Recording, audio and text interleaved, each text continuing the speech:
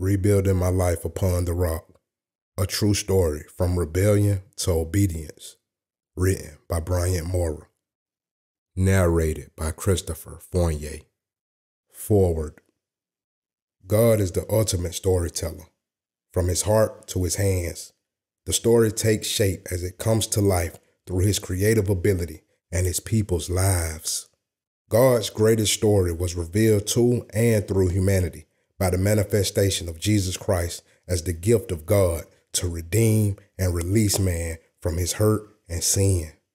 Jesus preached a story of liberation, not fables and nursery rhymes, but a truth that set free the story in us. As his witness, our past yields passion through the pen of our hearts, and now we wield a weapon that can make a prison door rattle and release hope to a weary prisoner. Such is the case of the book you hold in your hand. It is no coincidence that this volume of victory has found its way to your situation. God saves people, and by saving them, he uses the story of their life to preach his greatest truths. As you will discover, Briant Mora has a story to tell. You will find in the pages of this book that God had his hand on Briant's life for such a time as this. This book, or to put it in better context, this thriller will challenge your thinking about the circumstances of your own life and compel you to ask yourself, can God do the same for me? Emphatically, yes. Briant's journey will take you from hurting to healing, from pain to purpose, and from confusion to clarity about what God has written about your future. God has clearly demonstrated his purpose and providence in Briant's life. I call it a thriller because it has all the elements of make-believe Hollywood type movies, except that every word is true. Every experience is true. God is true. He is true to his word, and he will be true to you.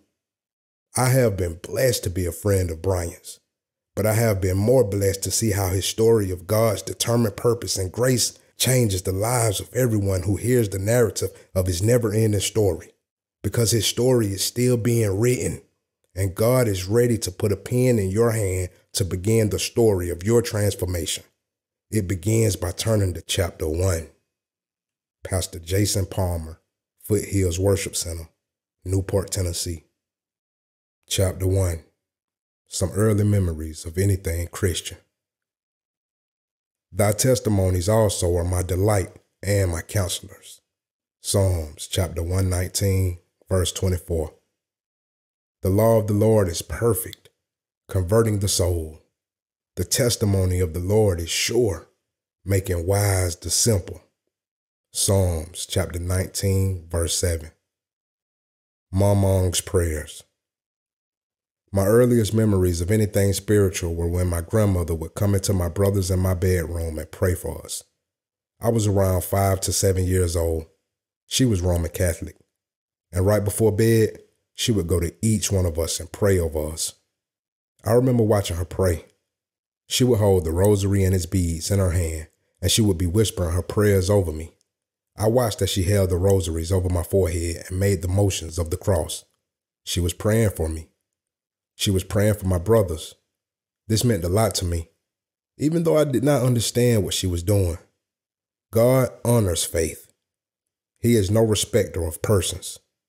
1 Peter chapter 1, verse 17. He is no respecter of denominations. He responds to faith. My grandmother had faith.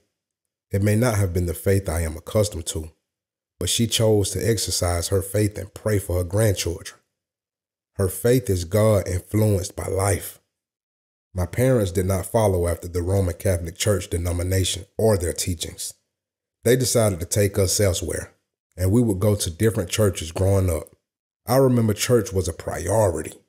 There was a time when we were at a service, and I remember sitting near the front of the church, behind the pulpit. There was a gigantic mural. It was a wall that was painted. The top of the wall was heaven, and the bottom of it was hell. I remember thinking to myself that I wanted to go to heaven, and that I did not want to go to hell.